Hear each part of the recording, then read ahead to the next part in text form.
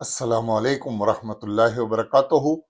हज 2026 में जाने वाले हाजियों के लिए हज कमेटी ने जो हेल्थ सर्टिफिकेट और जो गाइडलाइंसों का ऐलान किया है, उसके अंदर में दो तरह के हाजी हज करने के लिए नहीं जा सकते हैं। क्या है इस बारे में पूरी जानकारी इंशाल्लाह बात करेंगे। और साथ ही साथ वेटिंग लिस्ट वाले हाजियों को इंतजार है वेटिंग लिस्ट का, वो कब तक आएगी इस बारे में बात करेंगे। और फ्लाइट के अंदर जाने वाले कौन से हाजी कहां से जा रहे हैं, इस बारे में किस तरह तैयारियां करनी है, ये भी आपको बता देंगे इंशाल्लाह। तो बने रहिए मेरे साथ और देखिए पूरा वीडियो, तो इंशाल्लाह सही जानकारी मिलेगी। जो हाजी मेरे चैनल पर नए हैं प्लीज चैनल को सब्सक्राइब जरूर कीजिए, लाइक कीजिए, शेयर कीजिए और दूसरे मुसलमानों तक भी ये वीडियो को आगे बढ़ाएं। तो दोस्तों, हज 2026 में लिए जितने भी हाजी हज के लिए जाने वाले हैं वो अल्लाह ताला के मेहमान हैं, और उनको अभी से अपनी तैयारियां शुरू कर देनी चाहिए।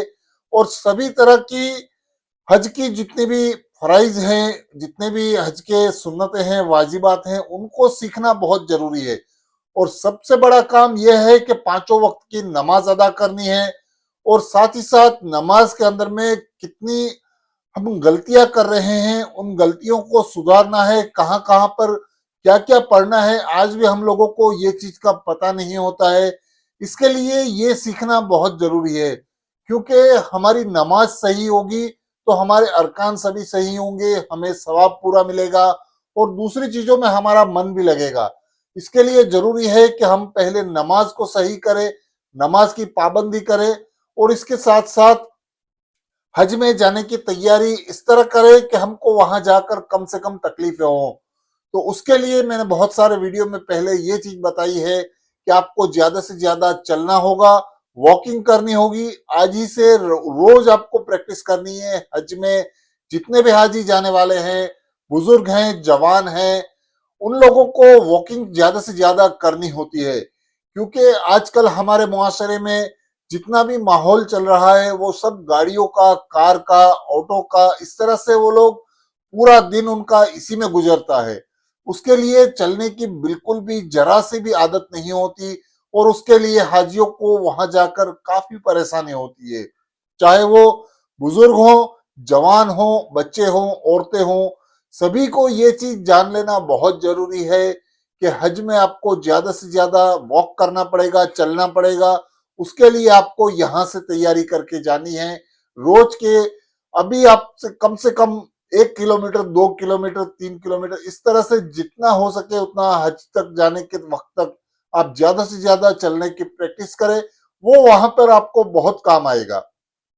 तो यही है पूरा मकसद मेरा बताने का कि आपको अभी से जितनी हो सके उतनी तैयारियां कर लेनी है, और बाद में जाके वहां पर आपको परेशानी ना हो।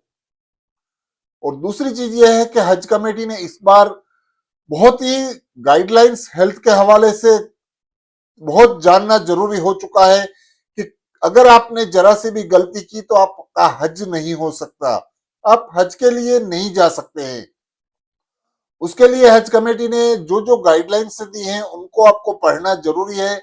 और ऐसे मरीजों को और ऐसे हाजियों को ये चीज जानना जरूरी है कि अगर आपने ये चीज छुपाई, या तो आपने अगर सर्टिफिकेट बनवा लिए हैं, तो आपको ये बहुत मुश्किल हो सकता है अगर एंड वक्त पर आपको वहां पर जाने की परमिशन नहीं मिलेगी।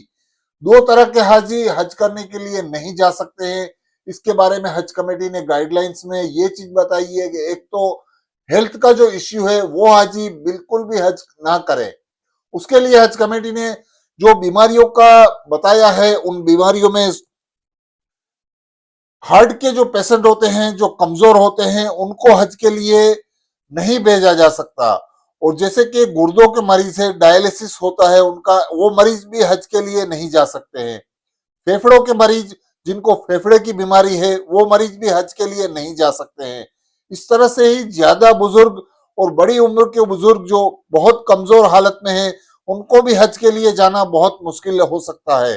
अगर आपके डॉक्टर सर्टिफिकेट बनवा लिया है, या तो आपने हज कमेटी से ये चीज छुपाई है, तो आपको वहां से वापस भी लौटाया जा सकता है। इन चीजों का आपको खास ख्याल रखना है, और जो डॉक्टर ने सर्टिफिकेट दिया है उन पर भी कार्रवाई हो सकती है। ये सब चीजें हज कमेटी ने अपनी गाइडलाइंस के अंदर में पहले ही बता दिया है, और सऊदी गवर्नमेंट ने इन सब सारी चीजों पर बहुत ही स्ट्रिक्टली एक्शन लेना शुरू कर दिया है। जैसे कि काली खांसी, दिमाग के मरीज और जो कैंसर के मरीज हैं, उनको भी ये चीज जानना बहुत जरूरी है कि आप हज करने के लिए नहीं जा सकते हैं हज कमेटी की गाइडलाइंस में। और हज कमेटी सऊदी गवर्नमेंट ने भी ये चीज पहले से बता दी है। इसी तरह से जो प्रेग्नेंट औरतें हैं, जिनको हामिल औरतें हैं, उन लोग को, उन औरतों को भी हज में जाना मनाही है। इसके अलावा जो छोटे बच्चे हैं, जैसे कि 12 साल से कम उम्र के बच्चों को भी हज पर नहीं भेजा जाएगा। तो ये सब चीजों का आपको खास ख्याल रखना है। हज कमेटी ने या तो सऊदी अरब में जितनी भी गाइडलाइंसों का ऐलान किया है उसको आपको फॉलो करना है, उसके ऊपर अमल करके चलना है। तो ये सब जो मजीद ज्यादा जो बीमारियां हैं, उन मरीजों को हज के लिए नहीं जाना है। अगर आपको वहां पर हेल्थ सर्टिफिकेट दिखाने में या तो वहां के डॉक्टरों ने आपको जांच में कुछ पाया तो आपको वापस भी लौटाया जा सकता है। ये मेरा मकसद डराने का नहीं है, आपको सिर्फ ये बताना है कि अगर आप कोई लंबी बीमारी के मरीज हैं, अल्लाह ना करे, तो उसके लिए आपको हज में जाना वापस लौटाया जा सकता है। तो इसके लिए आपको हज कमेटी से एडवाइस लेना जरूरी है, आपको तैयारी करनी है किस तरह हज में जाना है, गाइडलाइंसों को समझना है। और तब सबसे बड़ी दूसरी चीज ये है, मैं आपको हर बार बताता हूं कि आपको पासपोर्ट जो है उसको चेक कर लेना है। आपके पासपोर्ट के अंदर में डैमेज या तो किसी तरह की पेज कटा हुआ या तो कोई ऐसा दाग धब्बा या तो कोई ऐसी चीज लिखी हुई नहीं होनी चाहिए जिसकी वजह से आपको कस्टम से वापस लौटाया जाए। आपको इमिग्रेशन से भी वापस लौटाया जा सकता है। तो पासपोर्ट को आप जरूर चेक कर ले, अपने पासपोर्ट की हिफाजत करें। बहुत सारे लोग ऐसे ही पासपोर्ट को रख देते हैं जिसके अंदर में कोई सेफ्टी पिन हो या तो कोई रबर बैंड हो। इस तरह की चीजें रखने से आपके पासपोर्ट के पेज के अंदर में जंग लग जाती है, आपके पासपोर्ट के पेज चिपक जाते हैं, इसकी वजह से आपके पासपोर्ट डैमेज हो जाते हैं। ऐसे पासपोर्टों के हाजी वापस लौटाए जा सकते हैं, ये चीज आपको जानना बहुत जरूरी है। तो पासपोर्ट की हिफाजत करें, तो पासपोर्ट की हिफाजत सबसे पहले करनी है। और आपको जो हेल्थ की जो जानकारी है वो जानना भी बहुत जरूरी है। ये दो चीजें बहुत ही खास हैं हज में जाने वाले हाजियों के लिए। मेरा बताने का मकसद यही था कि आपको जानकारी देना और आपको ये सब चीजों से आगाह करना, और कोई मकसद नहीं है मेरा। बहुत सारे हाजी ये समझते हैं कि आप डरा रहे हैं, आप हमें इस तरह से हज के लिए जाने के लिए डिमोटिवेट कर रहे हैं। ऐसा बिल्कुल भी नहीं है। आपको जानना और समझना बहुत जरूरी होता है हज के लिए जाने में। तो ये है पूरी जानकारी हज कमेटी की हेल्थ गाइडलाइंस की, और कौन से मरीज हज के लिए नहीं जा सकते हैं। और दूसरी चीज ये है कि वेटिंग लिस्ट वाले हाजियों की इंतजार है वेटिंग लिस्ट का। तो इंशाल्लाह ये दिसंबर के इसी महीने में आने की उम्मीद है। बहुत जल्द ही आपकी वेटिंग लिस्ट तीसरी आ जाएगी इंशाल्लाह, और बहुत सारे हाजियों के सिलेक्शन होने वाले हैं। तो वेटिंग लिस्ट के हवाले से ये पूरी जानकारी। और दूसरी चीज ये है कि जितने भी हाजी हज करने के लिए जाने वाले हैं, उनकी फ्लाइटों की जितनी भी डिटेल्स है वो आ चुकी है, कब कब कौन सी तारीख को कहां कहां से कितनी फ्लाइटें होंगी। और इस बारे में मैंने आपको बहुत सारे वीडियो में बताया भी है, और उसके ऊपर मैंने खास वीडियो भी बनाया था, वो आप जाकर मेरे चैनल पर भी देख सकते हैं।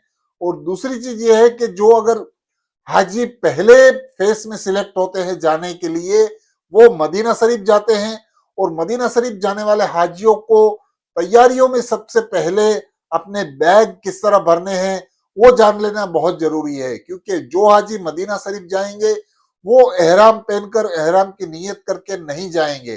पहले फेस वाले जितने भी हाजी हैं वो एहराम की नीयत नहीं करेंगे यहाँ से, और यह एहराम पहनकर भी नहीं जाएंगे। उनको मदीना शरीफ से 8 दिन रुकने के बाद जब उनको मक्का ले जाया जाता है, उस वक्त उनको एहराम की नीयत करनी है और वहां से उनको एहराम बांधना है।